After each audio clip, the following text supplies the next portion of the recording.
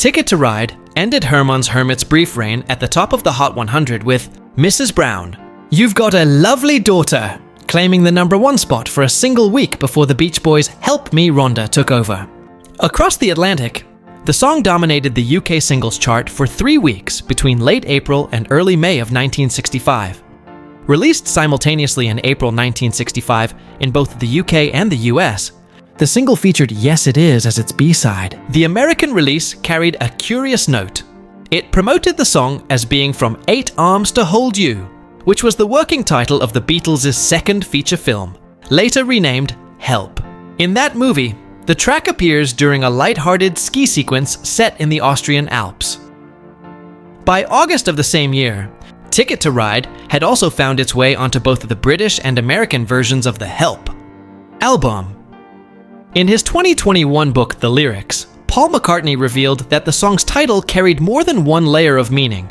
He explained that he and John Lennon had always been fond of clever turns of phrase, and that the title not only described someone holding a literal ticket to travel, but also referenced the seaside town of Ryde on the Isle of Wight, where McCartney's cousin and her husband managed a pub.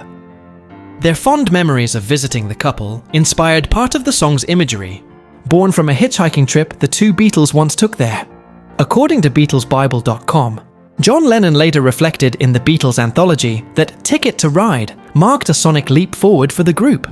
He described it as heavier and more forceful than most pop songs of its era, a track that sounded bold and modern compared to what was topping the charts at the time. Lennon admitted that while the recording now made him cringe a little, he still appreciated its weight and intensity, especially the thunderous drumming. McCartney, in addition to singing harmony and playing bass, also handled the lead guitar part, a first for a Beatles single.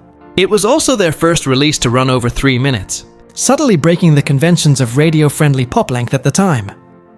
Over the decades, Ticket to Ride has been reinterpreted by a wide range of artists. Among the most notable was The Carpenters' 1969 rendition, which climbed to number 54 on the Hot 100 and number 19 on the Billboard Adult Contemporary chart. Others who have recorded their own versions include Mary Wells, Vanilla Fudge, The Fifth Dimension, Husker Du, and Echo and the Bunnymen, each bringing their own sound to one of the Beatles' defining mid-60s moments.